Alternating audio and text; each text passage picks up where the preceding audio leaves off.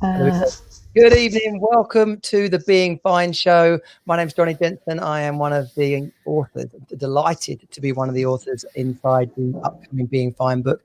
And I'm joined tonight by fellow author Steve McDermott and the wonderful Jo Baldwin-Trott, who has pulled this whole idea together with her publishing company, and she produces these books in this way of putting together awesome people around really important subjects. So we are a group of men. Now, there's a couple of female authors as well, I believe, in the book supporting the subject. But the subject is being fine, or the other F word, which, as a guy, I know how often I can be a little bit guilty of using the F word when people ask me how I am. And I say I'm fine because that's the lazy response, not always the truthful response. So if you're joining us for the first time, then welcome. There is actually a Being Fine group over on Facebook, and you're all welcome to come and be part of that. And the book is going to be landing the digital version on Amazon in a few weeks, Jo? as soon as possible. Yeah, a few weeks. Definitely before Christmas. Hopefully just beginning of December. Can you imagine trying to corral, is it 15 people, 18 people? 15. 15, right? 15 people all writing on such a heartfelt subject. So you can imagine, you can't imagine, but we're men, we're dads, we're the other gender, and we are bumbling our way through life, trying to make the best of it. And good days, bad days, successes, failures. It's the tapestry of life that we're all living. My chapter talks about my journey through the miscarriages in my family and how that impacted our relationship. And we're going to speak to Steve just in a moment and hear in more detail about, well, not just your chapter, Steve, but more about your story and how you come to be here. Jo, anything I've missed about the wonderful Being Fine book that you'd like to tell us? So we're pretty much ready. With this one chapter, there's really interesting actually creating all the chapters, because it's always a bit of a kind of a roller coaster ride a little bit with people that some say that, I'll do it tomorrow, and then 3 weeks later they still haven't given it to me. But this is interesting how the person that is super keen. He's still hasn't given his words yet, and so he's going to come in the end of this week. But because of the nature of, like you said, the nature of the subject of this book, people have found it quite a struggle to sit and write the words, especially the ones that have never done it before, and all the ones that are writing it in a different way. So Steve, I know, has written this in a slightly different way to his own book, and so it is a challenge. So I've been incredibly patient. So it reminds me of being a primary school teacher again, a little bit. No offense, guys, but my patience has had to go to top level with little toddlers. It's like cajoling them, going, "Oh, that's it. No, a little bit more. You can do it." But it's been a joy, because obviously, reading your words and obviously speaking to you on events like this is just blows me away, and it's so powerful. And also collectively, it feels like the authors are really connecting now. You're starting to connect as a team and as a little community, which is lovely, because I think you've all been through an incredible journey. And when you start supporting each other and what you're all doing, because you're all doing something with your experience. You are Jonnie, you're helping dads. Steve, you're helping motivation generally. So that is very powerful. So it all makes it worth it. We're getting there is the answer to your question, I guess. Jo, your mic is rubbing, I think, quite a bit on your jumper. Okay, sorry, I'm waving my hands about in a very Italian fashion. So about Steve's journey. For anyone wondering, though, it's a positive message about this. Isn't like 15 bleak stories, is it? This is an uplifting book. Yeah, absolutely. On the contrary, it actually highlights the fact that this, anyone and the people you least expect can have struggles with mental health or just with communication, relationships. And it really, you've all kind of uncovered the reasons why you struggled. And obviously there are varying degrees, their pressure at work or their training from being, you know, in a tough culture where crying wasn't allowed or emotions weren't allowed. All these different reasons for using the F word. But the actual outcomes and what you've gone on to do and the learning is just gold. It's absolutely gold. And you've all finished by giving a lovely message to people, you know, that use this word, which is very powerful. Like your chapter, you know, it's got a very powerful message of, look, you know, this is what I've learned. And that's the whole point, really. It's a really uplifting book that, you know, that it's there are ways to get over this, and here's how I did. Yeah. And I can see from, you know, from my own work or different courses I've been on, stuff, the personal experience of someone else, we can relate to that, even if our experience is different, even if the thing we're struggling is different, because we can see how they coped. Or like, I'll tell you what happens is we always think I'm the only one. Yeah. No one else is thinking this. No one else is like this. No one else is stuck with this. Yeah. And the moment we realise that other people have, or, oh my gosh, they got hit by a bus and they felt like that, and I got something dropped on my head and I felt like that. Like they're two different things, and we both felt the same. Oh, okay. Maybe how he fixed it. Maybe I could use that to work on myself. Yeah, and the important thing for me was that it's not celebrities. You know, it's wonderful that these celebrities are talking about mental health and struggles and how important it is to share and what they've done. But actually, sometimes they feel very unapproachable, unreachable. And I think, you know, it's like, can we really relate to someone who is living, like, you know, in theory, the high life? These are just, you know, people I think that will relate. Your stories will hopefully be relatable, and people read them and go, okay, that does sound a little bit like me, or that's my brother, or, you know, one of our authors' brother is really struggling right now. Hopefully one of your stories will help him. You know, that is that kind of, you know, that feels relatable to me. And that is a very powerful way to share a story, because the best will in the world, you know, Alistair Carmichael, quite wealthy, you know, very successful MP. Can we really relate to him?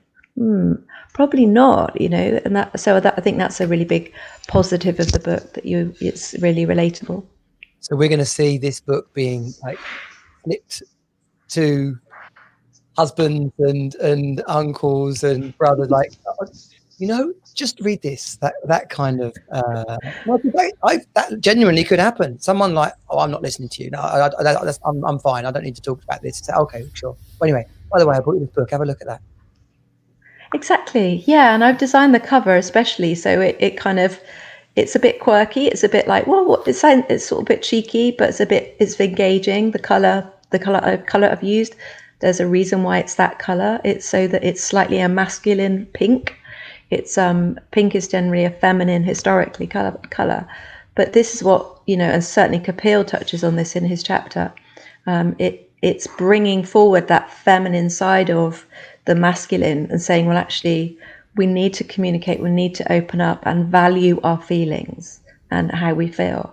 And that's why I've picked that color, because it's, you know, it jumps off the cover, but the cover is generally masculine. So yeah, hopefully. Awesome. Thank you, Joe. Well, anyone who's listening, is, you know, I hope it's coming across how inspired we are by participating, and the value that you can get out of we're not just here like to flip in picture book, right? We're here to share these stories so people can realize how we're all in the same boat, how relatable this is, and how the opportunities to transform the situation are. So perfect. Well, I look forward to being able to tell everyone in my network about it being available, and getting it in a few, possibly getting it in a few stockings for people at Christmas. Awesome. Well, Steve. Hello. Good to get you in the hot seat. Joe, have you put him in the middle on purpose? Just pure coincidence, I promise. I promise. No, we're going to go this way. We're going to push him. I have done a little bit of sniffing around your website and different videos and stuff, Steve. So I've got some idea of your background, but I also saw pictures the other day of your medal that came through the post. Tell us a bit about what that was for, and then we'll get into a full introduction. Oh, as if by magic, there we go. Not even planned. Hey Jonnie, it's proper thing. Because it was meant to be the London Marathon. So that again, you're into your fitness, aren't you? Yeah, love a bit of running. Joe's into running. So we could become running balls now for the next 5 minutes, right? Really? It was like, yeah, because you were just telling me that your 5K time was 22 and what? And now doing how many seconds? I was 46 2 weeks ago, and then I was like, right, I've got to get back down to 20, and that's not like my everyday speed. That's like my I'm going to challenge myself. And by the way, it's on the treadmill, right? So, but I got it down today. They shut the gym today, obviously. I got it today, 20.03, and I was like, 3 seconds. Right. My best ever 5K is 22, but that was in a park run, right? Yeah, with hills. Now that's going to bore the rest of everybody. Sorry, that's really funny. With hills. You're got to get the hills in. Impressed with that, Jonnie. But if you're not running, you're not, right. So none of that's going to mean up. But the point is, on park run, because I flipping love park run, and there's an important message. We'll circle back on that later, definitely. Yeah, we will. Full circle. So that's my latest thing. But I wasn't doing it for me, and I think this is relevant to the book. I was doing it on behalf of, in this case, Sports Aid, who support the next generation of young athletes, right? And people like John, lots of people got involved. They did a one-man show every night of the week for the whole of August, because we were meant to be doing a one-man show in Edinburgh to celebrate 26 years as a professional speaker. Obviously, that was knocked on the head at the Edinburgh Fringe. The irony, I had a venue booked and everything, ended up performing the show from my office here at home. And the stage here in my office was bigger than the stage I actually had in Edinburgh. So that was the upside. And no one was throwing beer at you either. Yeah, close. Well, I've been selling enough throwing beer, but I decided to do it live and unmuted on Zoom because I wanted an audience. So I did that so people came to the show. It was a lot of fun, and we raised loads of money. And then I also did, because the London Marathon was cancelled, me and my wife Candy were meant to be taking part in that. So instead of doing that, I did the virtual marathon, which is what that medal's for. But I see that as the medal for Steve McDermott, really, because there's loads of people supporting me. But because of social distancing and all the rest of it, I decided to run it on my local running track. So I did 105.5 laps on my own of the local running track, right? For the added challenge, right? And that's only the second marathon I've ever done. First marathon was the year before, the Yorkshire Marathon. We had loads of Yorkshire people going, Yorkshire. So I was completely on my own, except the BBC. Joe told me this, so thanks, Joe. So the BBC are asking for little video clips to play on the day of the marathon, because obviously normally you'd have 45,000 people in London. The crowd as well, and you've got 45,000 people still, but all over the country, so they wanted little video clips. So I shot off and just did a little short video clip of me on the running track first thing in the morning, posted to the BBC. And one of the highlights for me was I decided I didn't want anybody there, because I just wanted to be inside my own head, running round and round. There's a lot of mental challenges to that, and I thought actually having people there would be a distraction and incredibly boring for them, because just standing there watching somebody run round and round, So I didn't want to be there. So video to the crowd. You put up with watching. I know. So anyway, the point is the wonderful kindness of strangers, and I think this is relevant to the book as well. We'll get to the book. I know you're big on kindness. And I'm big on kindness, and I think in the current circumstances and all the rest of it, we need to be even kinder. So I'd sent the video to the BBC, not knowing if they'd used it. I'd shot it at 9 o'clock in the morning. I started my marathon attempt at 10 o'clock. About an hour later, these three complete strangers turn up, three blokes going, "Oi, you!" I went, "What? Are you the bloke off the telly? Are you the bloke?" I'm going, "What do you mean?" Running around. "Oh, we've come to watch you." I'm going, "What?" And obviously, it was a 400-meter track, so 400 meters, a little conversation each time. Turned out they'd seen it on the BBC and thought they'd come and applaud. One of them ran up and just stuffed £10 into me shorts, right? And so they stayed for a bit. I said, don't stay, you get bored, but fantastic you came to encourage me. They went off, and then about an hour later, a woman turned up on her own with a bottle of water. She said, I've just got, do you need any more water? And I had all that, Johnny, right? I did all about it, but I thought, it doesn't matter. It's just the thought, right? She went beyond herself. And then what was incredible, even better than that, though, was, so this is all going through Just Giving was where the money was going to, for as I say, for sports aid for the next generation of young athletes. And then all these donations kept coming into Just Giving from nobody that I knew, with little messages saying, oh, we were the 3 guys that turned up at the running track today. And somebody else who said, I didn't even come to the running track, but I saw you on BBC. And I thought, that's mental, that, going around a track, 105 laps. I'm going to send him some money. So it was a brilliant thing to be able to do. It was great for me, great for my mental health and all fitness and all that, but just a wonderful thing, right? And I think the book's like that as well. Totally. So just 1 second. I thought we were going to, that was beautiful, by the way, absolutely magic. But I was going to use it as a segue into introducing you, just so people know who we've got here. So we will do that. Steve McDermott, motivational speaker, stand-up comedian. Anyone who stood on a stage and told jokes for a room full of people is classified as a stand-up comedian, basically. Okay. Compared to the rest of us who haven't done it. Husband, I heard you mention your wife. And author as well. Renee, I've had a couple of different bestsellers I saw from your Amazon list. So fill in the gaps a little bit there. Tell us, obviously you're from Yorkshire as well. Tell us a little bit about, like, Yorkshire motivational speaker. So so 2020 was going to be, and still is, a big year for me, because I was celebrating 26 years as a professional motivational speaker, which, when you think about that, is madness in itself.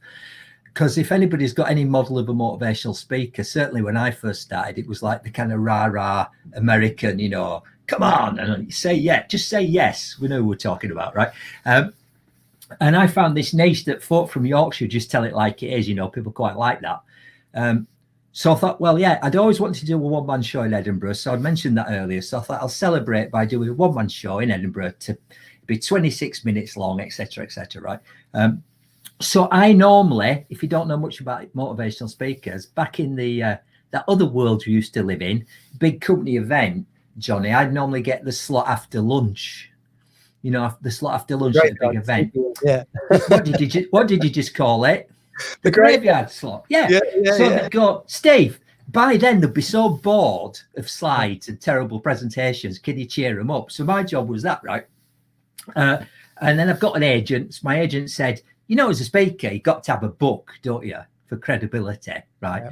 So as Joe said, I think some of our authors need a little bit of help and encouragement, don't they, Joe, because they've maybe not written something before. So my background before I became a motivational speaker, much longer story, I was a creative director of an advertising agency and a copywriter by trade, right? So if you've ever seen the series Mad Men. I used to work in marketing agencies in London. Right. Well, we were like the documentary version of Mad Men, right? So if you go to the section, you could do it now, and we think about where being fine's going to be. I thought, where's my book going to be? It's going to probably be in personal development or self-development, isn't it? Now, if you ever go to that section on Amazon or in a real bookstore when they're open, have you noticed there's a lot of books? And they're all stuff like that there. Chicken soup for your underpants and Awaken the Giant with your whatever and all that. So I thought, how do you stand out in all that? So I thought, just turn on its head. So there's been 2 editions of the book so far. So this is the 2nd edition, which is called How to Be a Complete and Utter Failure in Life, Work, and Everything, right? 44 and a half steps to lasting underachievement. So I guarantee, Johnny and Joe, if you read this book, it will propel you into the slow lane of total inadequacy. So obviously it's self-development for people with a sense of humor. That's my kind of niche. So the kind of humor thing. So actually, you've got, how old are your kids, Johnny? You've got 2, I think, have you? 11 and 9. Jago and Rose. So when they're a bit littler, I've got 3 grown-up children, right? Or young adults, shall we call them?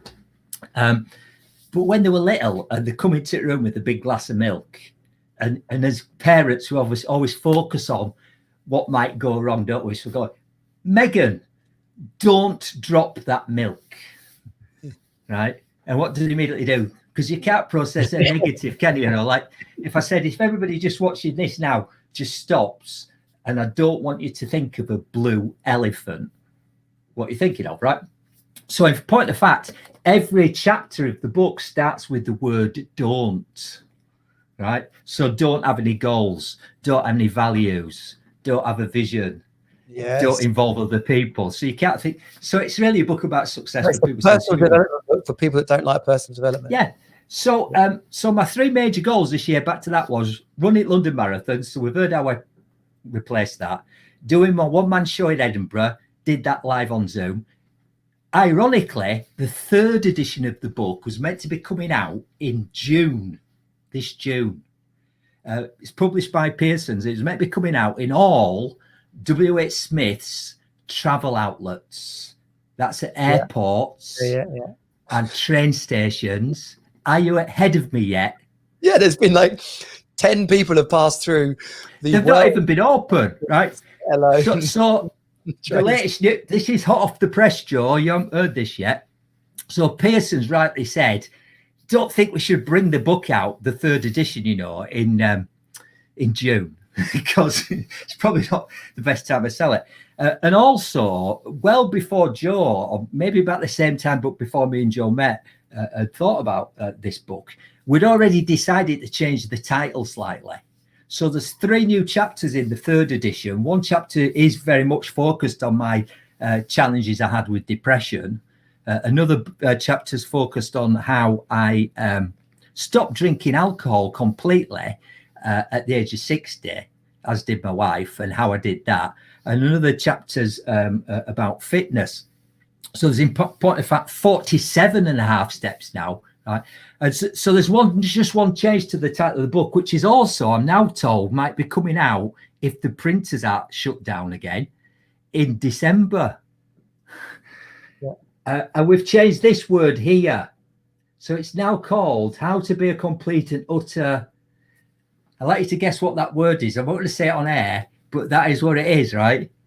Yes, How to Be a Complete bleep in life, work, and everything. So that's the genuine title of the book. It may be coming out in December, might not. Give a free copy away with every set of weights. Whatever. That's the other thing you can't buy.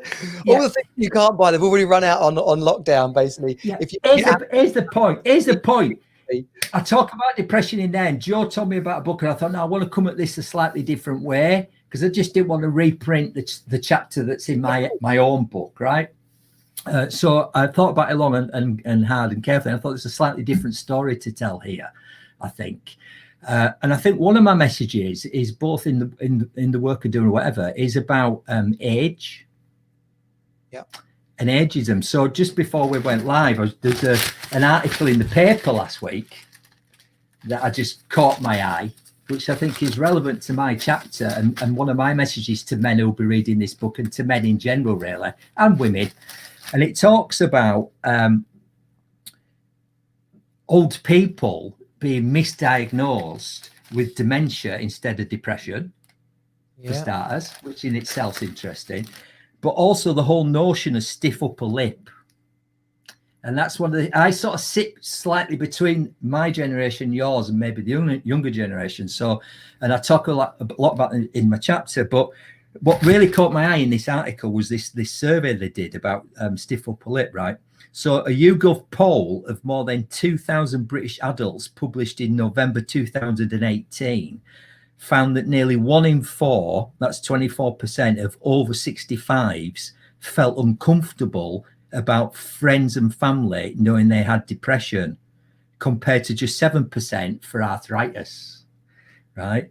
And I think it's, the message really is that people of a certain generation, like my generation and older, are brought up on this whole masculine myth of men are, grown men don't cry, men aren't allowed to be vulnerable, and therefore we find it very difficult to even talk about this subject, never mind maybe write a chapter on it, as Joe's finding out, right? So that's part of my story, really. But another part of the story is this. So imagine the situation. You're a successful, award-winning. I mean, I've won the European, when it existed, it's no longer on the scene, I think, European Motivational Speaker of the Year award 3 times, right? So I've got a pretty good reputation. You know, I like to think, even though I'm from Yorkshire, I'm quite. If I've got that, I wouldn't. Like, is it like an American trophy? Is it one of those where you It's a big microphone. It's over there, but it doesn't matter. The point I'm saying is, very, very successful motivational speaker, right? I totally got that. So can you imagine that one day when you discover that, and you don't wake up one day, but over a period of time, you find yourself clinically depressed. Well, I was going to ask that. How does a motivational speaker end up depressed? I mean, surely, is that oxymoron? Is that what they call those things? Yeah. Right? Yeah, well, here's the thing. So the other big message in my chapter, and I know it'll be a message from some of the other chapters in the book from men, is this. There's a massive misunderstanding about depression, which I used to have as well, right? And it's this, that you have a choice. Right? So, I mean, I don't know which you are. You're a half glass empty or half glass full type person. I'm full. Yeah, half glass full, right. So that's how most people talk about it. They go, oh, no, I'm a half glass full type person. Or, oh, no, I'm half glass empty. What people need to know about depression is that it's non-discriminatory disease, right? Or a condition. You don't have a choice. I don't care how motivated you are. I don't care how positive you are. I don't care if you're a professional motivational speaker. 1 in 4 people, possibly more in current circumstances, are going to suffer from some form of mental illness. And so you don't have a choice. So this is from, ironically, this is from what I was going to say, not a particularly nice newspaper called the Daily Mail. I'm going to pull you up on that one. Yeah. And the reason I get the Daily Mail is because I like to be fully explored people's points of view. But the Daily Mail, and I mentioned this in my chapter, have a regular feature, Jonnie, where they interview celebrities, like actors and comedians and politicians and people that are probably on Strictly as we speak, right? And they normally ask them lots of questions. 2 of the questions, the classic questions they ask them are, can you still run up a flight of stairs? Yeah. Right. And they'll go, yeah, or whatever. No, I've got arthritis now. And they always go, have you ever been depressed? Have you ever suffered from depression? Have you been depressed? And I would say 99% go, no, I've never had depression because I'm a really positive person. I'm quite mentally strong. And my message is that's nonsense. You don't have a choice, right? And more interesting to me is not only don't you have a choice, but often you don't know the cause either. So if you look at my particular case, right, go from being like really motivated person, lots of grit and all that, quite funny, to being somebody who can't get out of bed and can't, and is upset that if the cat's sick on the carpet, I burst into tears. What's that about, right? And the challenge is why people don't notice they've got depression because they think, well, I'm not that kind of person, is if you do get the courage to tell people, I don't think I might not be fine. We say, are you okay? I'm fine. And you think, yeah, but are you? Even if you tell them, they go. So when I started to tell people that I had, and even now when I talk that I had depression when I was suffering from it, but even now when I tell people that don't know, because this happened when we started promoting the book, didn't it, Joe? People going, I can't believe it. You, of all the people, I would never have thought you could get depression. So that tells you everything you know about misunderstanding, right? Yeah. Because they've got, it's a type. And then the other thing is... one question. Was there an incident that you... Right. So you've done exactly what everybody else does, right? So what everybody else does is, first of all, they either go, I can't believe you. And then the next question they always ask you is, what caused it? People are desperate to know what was the specific thing that caused you depression. So the other misunderstanding people have is there's always got to be a specific cause. And what I know is that's not true either. Creeped up on you. Listen, if you're doing once I got out the other side of this, I became interested in learning more about it because I understood that I'd misunderstood because I thought you did have a choice about whether it's half full or half empty. So point number 1 is you don't have a choice. Second thing is you don't always find the cause. Now, as you said earlier, sometimes, it might be life circumstances, miscarriages, divorces, loss of a job, relationships, the current, we all know what's going on at the minute, right? So sometimes, but other times with lots of people, certainly in my case, didn't really get to and this is because doctors will tell you, we don't always know what causes depression. Some people go chemical imbalance in the brain. Imbalance, yeah. Could be that, right? Some people go, often it can be, there's one of the theories I've read about recently is that you have an accident of some kind. So in my case, when I was trying to find what was the cause, I broke my ribs. And then you get inflammation and your body naturally shuts down and you can find yourself in a spiral. And then because your body, so I never really got to the bottom of it. But all people want to talk about typically is what was the cause, and especially men. And this is the challenge when we encourage men to talk about their mental health, is people then want to solve it for you. That's the other challenge, right? Is if you get the courage, encouraging people to be vulnerable and be courageous with their close male friends, man, say to the male friends, and hopefully the female friends probably already know, hey, mate, I'm not fine. And then if you tell them, I'm feeling a bit, they'll be quick to go, oh, let's solve it. Let's solve it now, because we're men, right? Come up with a plan. And maybe all you want them to do is listen and not judge, right? And I think that's the challenge. So I think these conversations are both difficult to have, and then it's difficult to forget to people understand. So what's encouraging, though, is this. I've got 5 male friends that I've known 40 years. So that's a really fantastic position to be in, isn't it, right? And after my wife, they were the first people to sort of really know before I went massively public with this, right? And I know at first, and even now, they still struggle to understand, because just like you, they're kind of going, what caused this? And how can we solve it? And I don't understand it, because I've never felt like that. Then none of them deemed to go, why don't you just cheer up? The other thing that a lot of people say, of course, is what do you have to be unhappy about? Because, you have a nice house, you have a wife, you have whatever. Like you're not allowed to be depressed. Yeah, because your circumstances say you shouldn't be, right? So what's encouraging, and again, Joe, I have a chance to tell you this is, so they've had to go through a learning process with me to educate themselves about this. Because normally when men go out, we used to meet up maybe once a month to go for a walk. Obviously, that's not on recently. So we've been talking to each other a lot on WhatsApp, and this is really encouraging to me, because only the other day, one of them said, I'm really struggling. He would never have said that. Yeah. And he was struggling because his dad's stuck in Spain and he's stuck here and he can't see his dad and stuff. And it's a real challenging circumstances.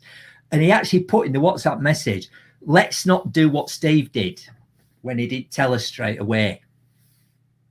That's my desire for the book, right? Because that's guys I've known 40 years and we wouldn't have had that conversation if I'd not step on from your situation. Yeah, so I don't want to. I'm from Yorkshire, right? So I'm not big on. Yeah, I'm from Yorkshire, not big on big heads, right, and showing off.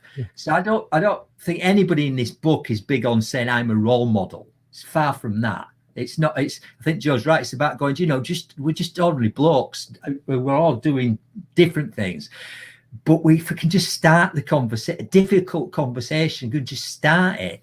But that's just the start, because I just think even now, those guys that I love dearly, they still don't have a deeper understanding of what it really is and the best way to approach it and talk about it. So this book, I think, is just the starting point for a bigger conversation about, when you say to somebody, and the tip in the book that I put in my chapter, my top basic number 1 tip is, when you say to one of your close male friends, are you fine? And they kind of, because you sense they're not, and they go, yeah, I am. Ask them again, ask them twice, because the second time they might go, well, let's be honest, I'm not. But the number 1 challenge I had when I was mentally unwell wasn't that I didn't want to tell people necessarily. Once I got over that, it was finding the words. So I think this book for me is also to point out to people, look, many people, I'm generalizing wildly here, is because they are depressed or they have some sort of, or they're anxious, or a range of, and it's unique to all of us. Finding the words is really hard, especially if you're a man, because men are rubbish at talking about the feelings, just rubbish at being vulnerable and terrible. We'd rather talk about the football and sport. We were talking about fastest times, weren't we, before we started talking about feelings, right? So I think the other top tip is, as well as asking your mates twice, are they okay, recognize they'll still find it difficult to articulate how they're feeling, because typically they'll be feeling ashamed. Because I thought there wasn't a stigma around talking about this, but unfortunately, I think there still is. I think a lot of men still have that stiff upper lip thing. In fact, I know it because some research came out of America, where they've did some research in America and in Europe and Mexico, where culturally we're still typically teaching boys that you can't show vulnerability, that you have to be macho, that you don't cry, that you can't be weak, you have to be strong. And there's this myth of what a real man is, right?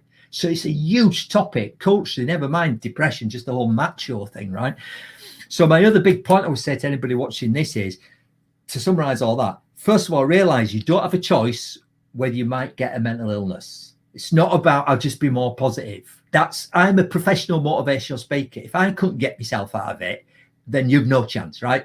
Even though everybody's circumstance is unique. So we need to recognize it could happen to any of us. So let's support each other. That just finding the courage it's easy to tell people you've had depression, but it's harder to talk about it. It's the distinction I would make, right? Because I'm happy to tell everybody, right, I've had it, but finding the words particularly when you're still ill, is hard. So you need to find more different strategies that work for you. So in my case, a couple of things that really worked for me was, rather than trying to articulate to my wife, who was my rock throughout this, and being a woman was probably better on board with it than any man, really, we found that actually texting each other, or me texting her, was an easier way of communicating how I was feeling than trying to talk about it. So sometimes finding the right communication channel might be the one, or a letter, old school, a letter, right? I think the other thing is with your friends is sometimes their help can be a hindrance in the sense that they're so concerned about you. If you're not careful, they're always on to you or the person that's caring for you about how you're doing. And that can be quite wearing as well when you're ill. And I don't know if you found this, Joe, right? So what I also found useful was, because I wanted him to feel he was in the loop, is to say, look, let's just have a scale of 1 to 10, 1, I'm feeling okay, 10, I'm feeling terrible, right? And you can always send me a WhatsApp message going, how are you doing today, Steve?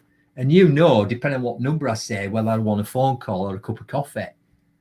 Because sometimes the last thing you want to do, because it's just not useful at that moment, is talk, right? So I think there's a lot of practical stuff in there that says, it goes well beyond. This is why I think, it's good to talk is all right, but it don't do much because it's just not practical. And what I love about this book is you've got real people, real men who've had real experiences, right? So we can only talk from our unique perspective and experiences both me and you and Jonnie and Joe have had, right? And say, but this is, and as you said at the beginning of this show, but you might find one tippet in one of those chapters that you can just relate to, that just works for your circumstances. Yeah, it could be one, like literally, could be one page. Yeah. One page in the whole book. In the same way that it could be one conversation or one coffee in the history of your relationship with that person, but being that rock for them, and not anything more special than the mate you always were. But, I think for me, what I've heard very much inside of that is letting your friends know that actually I'm in a slightly different place right now, and I could really do with a bit more than what we've normally done for each other. I think that's an important bridge to make. And if people are uncomfortable about that, they should just imagine, well, what would they say if Steve had asked me about that, what would I have said? Well, I wouldn't have minded at all. Okay, great. So actually I can ask him, because I know that of men in particular, they think, oh, well, they'll think I'm weird if I ask them that, or no one would say yes to that. And I said, well, if someone asked you to help them, would you help them? Well, of course I would. Okay, well then they're going to do the same for you. Your friends want to be there for you if you let them. Yeah. Now that's assuming you have some friends. True. Right. So this is the other bigger discussion here, right? So I know, again, there's lots of the authors that contribute to the book who've created, and I know you've got a men's group as well, haven't you, Jonnie, right? So creating that support group that might go beyond your friends. This is why I think the charity that we're supporting with the book is so fantastic, right? My Black Dog, because that goes, you may find yourself, just like everybody goes, we're going through the same together with COVID. No, we're not. We're all in it together. No, we're not. I mean, we are kind of collectively, but everybody's having very different experiences. If you're stuck in some little pokey flat with no garden for the next month, you're in a different experience than somebody's in a mansion. I'm sorry, but that's just the case. So yes, if you're fortunate, like in my case, to have some male friends that I've known forever and a wife that I've been married to for, it's going to say forever, but I mean that in a romantic way, right?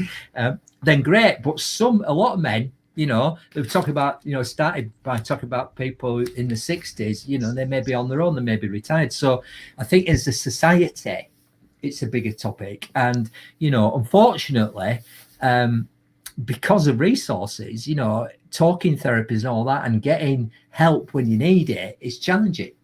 So we as people need to provide a bit more of that help, I think, because somebody else, until things are sorted, the resources out there, they're not coming from somewhere else. So I think it's beholden to us to provide books like this to go, well, this might be a bit of a resource even if you're on your own, right? And at the very least, you can get in touch with My Black Dog, And again, I'm sure all the authors, will be help out to support people in whatever way they can, So that's the desire. Well, and listen, just on that point of people, if people are listening to this or they're catching the replay and they're thinking about, I haven't got any bloody friends, what am I going to do about that? We should be creative about that. I coach dads, and one of the things when I answered that question about I haven't got any friends, I said, like, literally make a list of all the friends you ever had.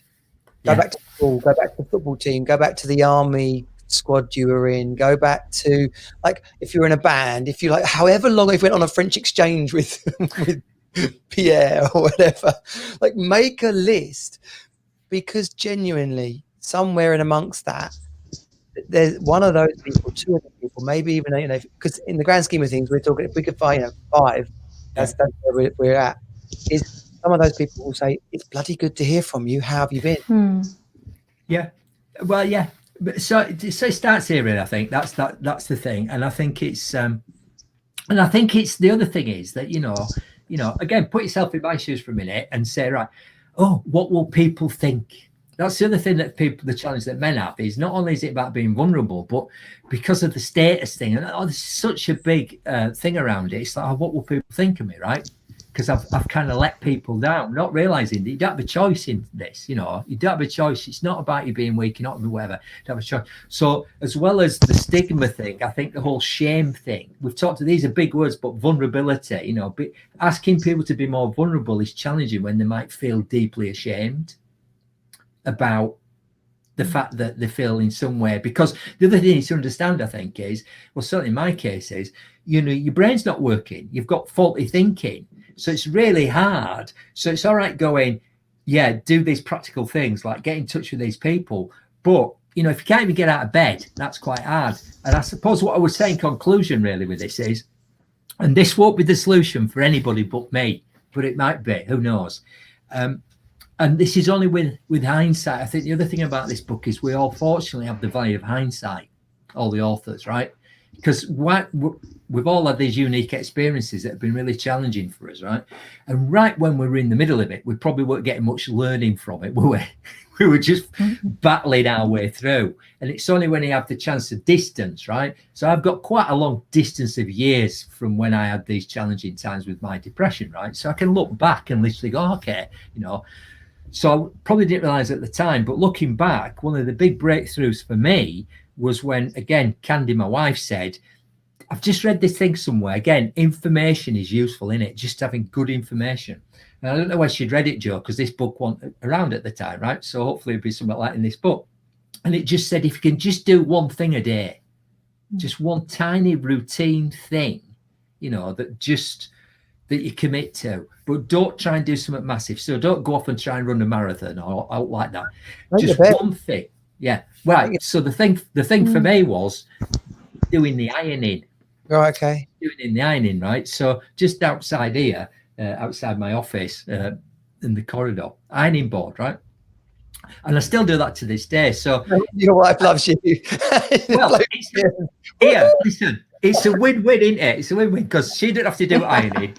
Ironing gets done, but it was just that wasn't everything I did, but it's the start, is the catalyst, there's the little thing, you know. So I've gone into this spiral like this. The thing that kind of got me spinning the other way was just committing to doing that one little thing where it got me out of the bedroom, it got me out of bed. I just, even if it was mindlessly, something I could do without even having to think about it, if you like, I just could just do it, that routine. So that worked for me. And so sometimes the smallest thing can create the biggest hope, you know, and other people, it might be take these tablets, you know, we have to find the strategy that works for us. But I think we need to be dealers in hope with this book and go, you know, if there's one big message, it's this. You know, my chapter particularly says anybody who's really ill reading this, probably won't be reading it because you're still ill, right? And secondly, if you did read it, you won't believe what I'm going to tell you, because I now, with the vibe hindsight, look back on my little run-ins with depression as a gift, like one of the biggest gifts I was ever given. But I wouldn't have told you that at the time. No way, right? But actually, I just I know you'd have to ask other people, but from an internal point of view, I am a better person than I was before I had depression, in so many ways. And I've done things I would never have done if I'd not gone through that experience, like run a marathon, for example, like join the gym, you know, all sorts of stuff. Dogs kicking off. A pack of dogs just ran through. Just came in. Wolves, dogs, like they've taken her down. They've taken her down. It's just been you dragged her off, right? Somebody save her. But no, I tell you, Steve, and we are getting towards the end now. But obviously, so much gold in what you've just shared there. But the point you just made there about this experience that I've been given, this challenge that I'm having, this absolute darkest hole that I find myself in. And I think I believe this is a really important message to make. Too many men take their lives at that point. Yes. And actually, if someone's listening to this and they feel that they're in that moment, I did a video about this the other day about rock bottom, right? Yeah. If you can see rock bottom as, I've been taken here for what comes next. I've been taken here for something good. As bad as this is, I was meant to come here because I'm supposed to do something next. And if in that despair and gloom, someone could be like, not, okay, this is it, I'm closing this show down now. But this is like, wow, okay, I'm going to choose this as rock bottom. I'm going to look for the opportunities in this. Is this about me? Is this about my circumstances? Is this about going and buying that vineyard or learning the piano or leaving my wife? Like there's a message in here, which rather than feel like utter despair and I can't get out of bed and this is never going to get any better, look for that glimmer of light that says like, well, what if this was where it all comes back from? What if my future was all based on getting to here? And I believe that the men will see that in this book, because I know there is some moments there's some dark moments in this book where people bounce back from. It's that moment of rock bottom. It's that moment of clarity where people can bounce back from. And I've gone off on one a little bit there, but I agree. Yeah, I think it's hope. The book's about hope, right? And hope is in short supply at the moment for a lot of people. And so, like you, I'm just hoping, because we've got so many different authors with so many different stories, that somebody can go through that book and they might just find that one little thing when they've reached that rock bottom moment that might be just the spark that goes, hang on, there is some hope, because it can feel so hopeless, you know. It can feel so hopeless and you're thinking so faulty. So, you know, we want to give encouragement and succor to people, especially if they're on their own or they're struggling. You know, it's right. If you've got a support network, you fortunately we've talked about. But if you haven't, then this book might be just enough. And there's a final thought I would say to all this, and it's something Joe talked about, and I touched upon this in my chapter, is we've talked long and hard about us and like people suffering, right? But what often gets overlooked or not mentioned is the people supporting the person who's suffering, because that is draining too. And so what was another gift to me, I think, was getting my wife Candy's sort of view on all of that, because she was on the receiving end of looking after me, right? And that's quite tough. So I'm also have the ambition that when people get this book and you're thinking about buying it as a present for people, it's going to be as valuable to the person who's maybe not suffering, so they get a better understanding and maybe get some tools and techniques to help the person who is. And just like you said as well, I think maybe the even better ambition would be, can we get to people before they even get to rock bottom? Right? So, yeah. Because what I would say to you now is, the other thing that I've learned is I now know when I can, ironically, your dogs were just barking there. If we talk about black dog being a metaphor for what we're talking about, mental ill health, right? I know now for me, right? And, if I can hear the dog, not quite as close up as yours, Joe, then, but I can hear it barking in the distance. So I know I need to do something, right? I need to do something different before you get into a spiral. So I think ideally what we need to be doing as men and as a society is helping people, sort of nip it in the bud a bit earlier before it goes critical. Because what's happening is men are just burying it, not talking about it. And by the time we get there, as you say, perhaps it's gone as far as suicidal thoughts or indeed suicide, right? So, but if we can get people to talk about some of these issues a bit earlier, before they're totally really unwell, then we might have a better chance of helping more people earlier on. Yeah. Those last two reasons you've given, Steve, I think are the biggest for me, actually, really becoming very apparent. That they're the biggest, I think, gifts that this book can give. Because like you say, when people are really in the thick of it, it's very unlikely they're going to see this book online and go, oh, I'm going to get that. That's just what I need to read right now. Yeah. It probably isn't going to happen. But I really think as well, I think there's just a little kind of caveat to one of those, is that for the people that know their partner, brother, son isn't opening up, that it gives them the reasons why. And I know we've talked about a lot of this with Kapil when he was interviewed, but from a female point of view, there are so many reasons why men don't open up, and there are so many reasons that women make up why men aren't opening up. And I think it will help mothers, girlfriends, wives, sisters even understand the reasons why men don't open up, because you've all covered that in such a different way, obviously, in your stories.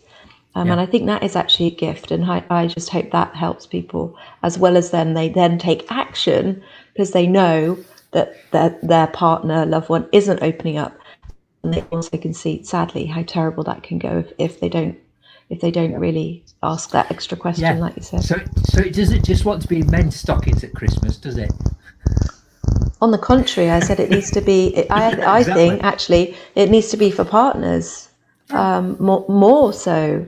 Actually, in a way, really, really does, because I think this is a big, probably why I'm doing it in a way, maybe, but that actually I think there's a lot of women that will find this such a relief to understand, and the partners will then too, because they'll understand why it's not personal. It's just that this is how they are. This is what they've been trained to do and think like. So, very grateful to both of you for tonight for bringing on all these amazing topics.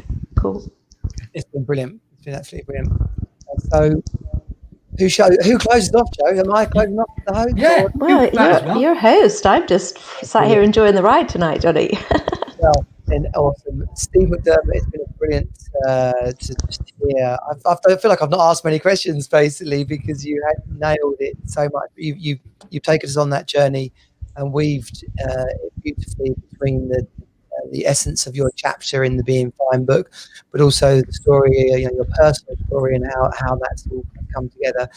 And also, we didn't even get on the park run, but for inspiration for people, whether you're 40s like me or 60s like you, it doesn't have to be running, but get out there, get some fresh air, particularly with lockdown comes along, and just stand on one leg when you clean your teeth. Just do that. exactly.